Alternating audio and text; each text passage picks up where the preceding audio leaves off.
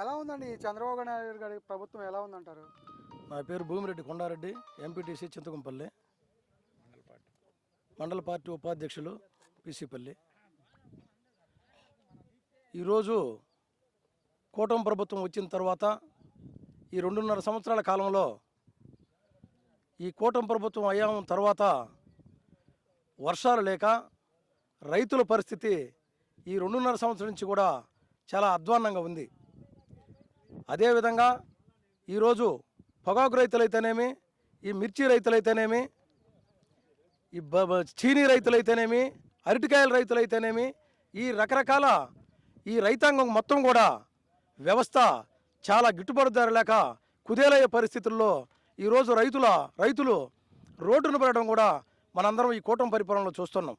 కానీ జగన్మోహన్ రెడ్డి గవర్నమెంట్లో 2014-19 మధ్యలో 2019-24 మధ్యలో ప్రపంచంలోనే అత్యుత్తమ వ్యవస్థగా ఉన్నటువంటి ఎక్కడా లేని విధంగా విప్లవాత్మకమైనటువంటి మార్పులను తీసుకురావాలనే ఉద్దేశంతో రైతాంగం యొక్క ఇబ్బందులను గమనించి ఆయన చేసినటువంటి ప్రజా సంకల్ప యాత్రలో రైతుల యొక్క సమస్యలను కష్టాలను గుర్తించి వీటికి పరిష్కారం దిశలో మనం ఏదైనా రైతులకు చేయాలనేటువంటి ఉద్దేశంతో ప్రపంచంలో ఎక్కడా లేని విధంగా రైతు భరోసా కేంద్రాలను ఏర్పాటు చేసి మన ఆంధ్రప్రదేశ్లో 15,000 రైతు భరోసా కేంద్రాలను కానీ, గ్రామ సచివాలయాలను కానీ, విలేజ్ క్లినిక్లను కానీ, మెడికల్ కాలేజీలను కానీ, ఫిషింగ్ హార్బర్లను కానీ, ఎయిర్పోర్ట్లను కానీ చాలా ఇదిగా డెవలప్మెంట్ చేసినటువంటి సందర్భం కూడా మన వైఎస్ జగన్మోహన్ రెడ్డి గారి గవర్నమెంట్లో మనం చూసినాం.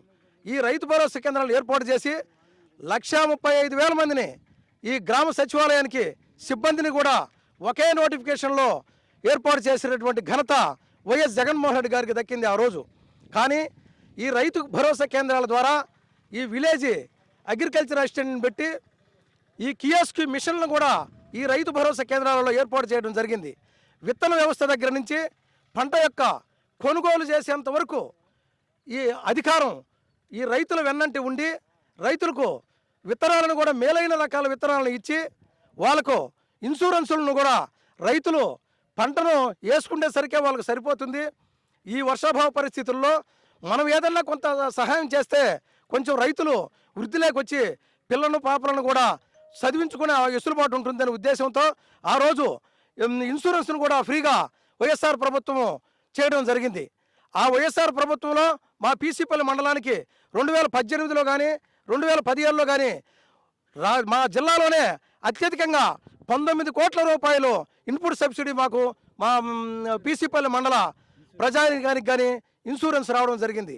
అందువలన ఆ విధమైనటువంటి గవర్నమెంట్లో రైతులు సుభిక్షంగా ఉన్నారు. కానీ ఈరోజు వచ్చిన కూటమి ప్రభుత్వం వచ్చిన తర్వాత ఎటువంటి ప్రభుత్వం దగ్గర నుంచి ఆదరణ లేక, రెండోది మార్కెట్ ద్వారా ధరల స్థిరీకరణ నిధిని ఆ రోజు సంవత్సరానికి 3,000 కోట్ల రూపాయలను వైఎస్ జగన్మోహన్ రెడ్డి గారు కేటాయించి దళారులు తక్కువ రేటు కొంటుంటే దళారులకు ఇవ్వకుండా గవర్నమెంట్ సైడ్ నుంచి మేము ఆదుకుంటామనే ఉద్దేశంతో దళాల వ్యవస్థ కన్నా కూడా ఎక్కువగా కొన్నప్పుడు ఈ కందులు కానీ ఈ పొగాకు కానీ గవర్నమెంట్కి అమ్మడం జరిగింది.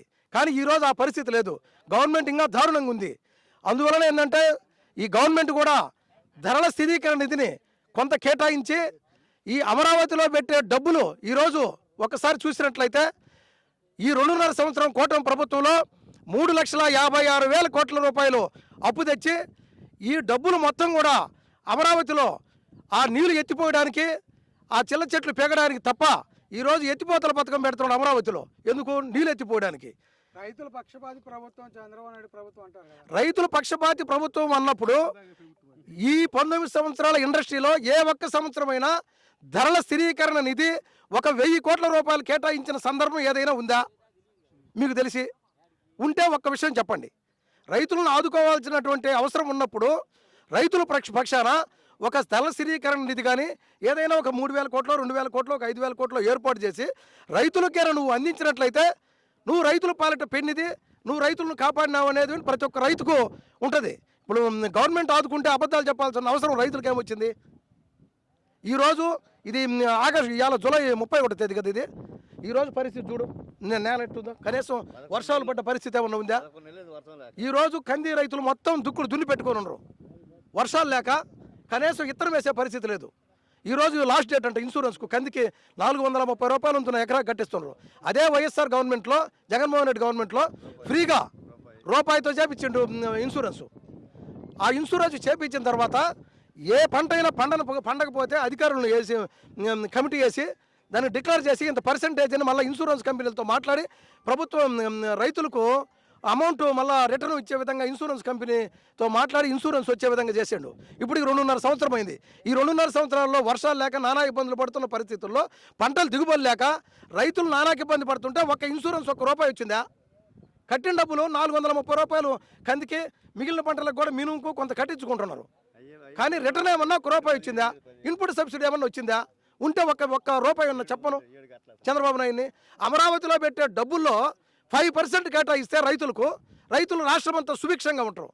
కానీ అంత ఇది లేకుండా నువ్వు రైతులను అంత హేళన చేసి నువ్వు అమరావతిలో నేను సింగపూర్ని చేస్తారని ₹1,000 కోట్ల ఆడ ఖర్చు పెట్టడం ఎంతవరకు కరెక్టు?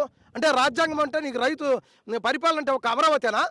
అంటే వాళ్ళ వాదన ఏంటంటే హైదరాబాద్కి, తెలంగాణకి హైదరాబాద్ ఉంది, కర్ణాటక బెంగళూరు ఉంది, మరి ఇక్కడ అమరావతి కావాలని కదా అని వాళ్ళ వాదన. అమరావతి కావాలా? కానీ రైతులు చచ్చిపోయేదాకా అమరావతి అవసరంలా. ముందు కూడి తినాలి కదా రైతులు. మనం నలుగురు బాగుంటేనే కదా నీ ఇల్లు, నీ వాకిలి. నలుగురు ఇంట్లో పిల్లలు, తల్లిదండ్రులు మనం బాగుంటేనే కదా తమ్ముడు మిద్ది కట్టుకుంటేది.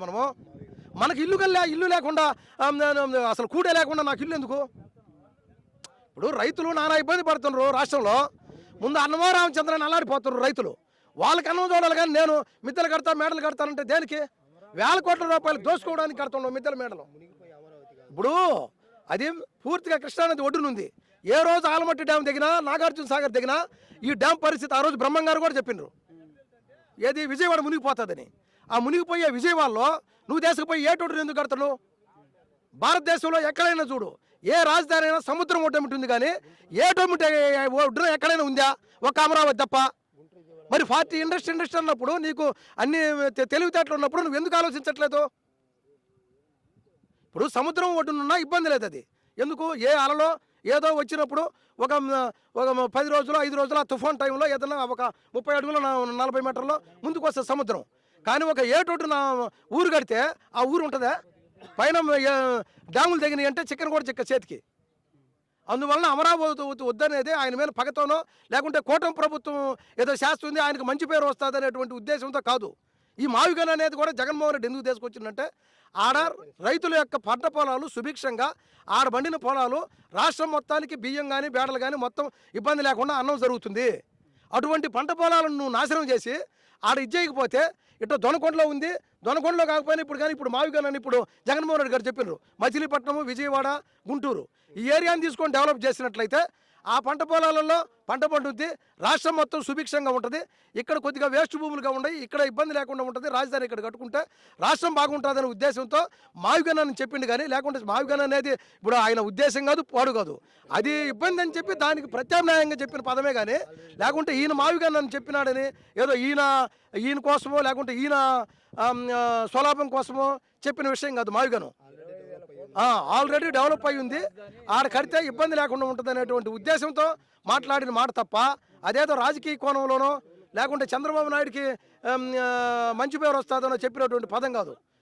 అంటే విజనరీ నాయకుడు కదా ఆయన, అందుకే అమరావతి అంటున్నారు కదా. అదే విజనరీ నాయకుడు అని అంటున్నారు కాబట్టి మేమందరం కూడా చెప్పేది. విజనరీ అన్నప్పుడు ఒక పెద్ద పట్టణాన్ని ఏటి ఒడ్డున కట్టిన చరిత్ర ఎక్కడైనా భారతదేశంలో ఎక్కడైనా ఉందా?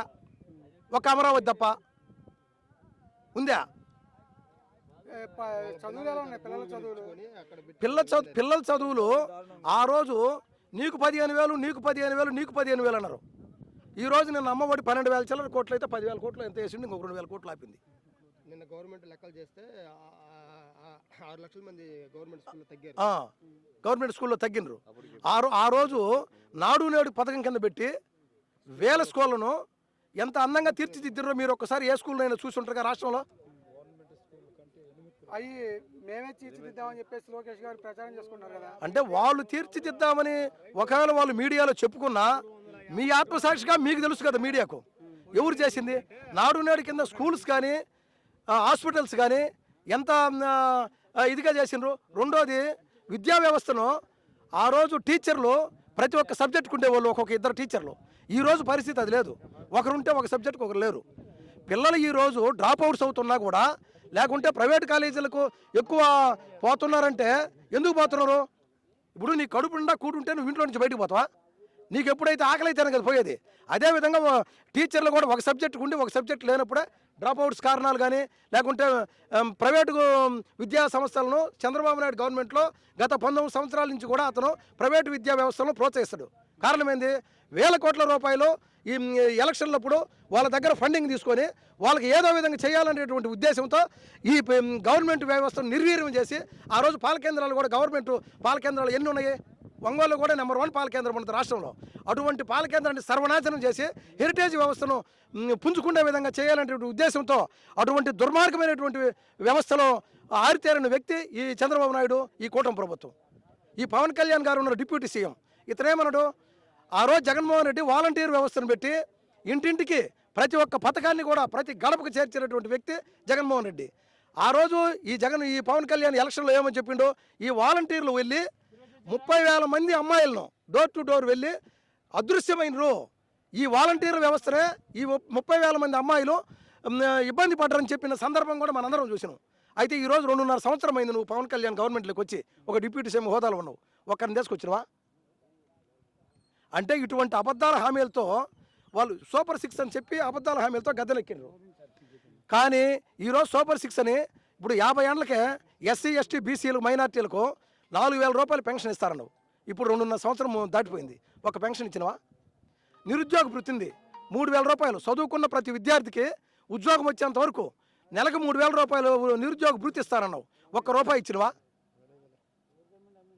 అంటే వ్యవస్థను ఏ కాడికి కూడా నిన్న చెప్తున్నాడు, నేను సూపర్ 6 పూర్తి స్థాయిలో అమలు చేశానని. కేవలం మీడియా ముందు అమలు చేసినామని చెప్పడం తప్ప గ్రౌండ్ లెవెల్లో ఏ ఒక్క రైతుకు కానీ, ఏ ఒక్క విద్యార్థికి కానీ, ఏ ఒక్క కులానికి కానీ ఎవరికి కూడా లాభం జరిగింది లేదు. ఈరోజు ఒకసారి నిన్న చూసినట్లయితే జగన్మోహన్ రెడ్డి శ్రీకాకుళం పోయిండు సీదిలి అప్పలరాజును పరామర్శించడానికి. వేల లక్షల మంది వచ్చిన రోడ్ల పడి మీరు ఈరోజు పేపర్ చూసినట్టయితే, నిన్న టీవీ చూసినట్టయితే. ఇంతలేకే ఎందుకు అంత వ్యతిరేకత వచ్చింది? చంద్రబాబు వైఎస్ఆర్ గవర్నమెంట్లో ఉన్నప్పుడు 4 సంవత్సరాలు చంద్రబాబు నాయుడు బయటకు వచ్చినప్పుడు ఏ ఒక్కరైనా జనాలు అతని దగ్గరే పోయినరా? ఎందుకు పోలేదు? గవర్నమెంట్ సుభిక్షంగా ఉన్నప్పుడు ఎవడు పక్క చూపు చూడ్డు. ఈరోజు గవర్నమెంట్ పరిస్థితి బాగలేదు కాబట్టి లక్షల మంది ఈరోజు జగన్మోహన్ రెడ్డి ఆఫీసులో నుంచి కదులుతాను, వేల లక్షల మంది నీకు వెంట వస్తున్నారు అంటే దాని అర్థం ఒక్కసారి మీరు ఆలోచన చేయండి మీడియా ద్వారా.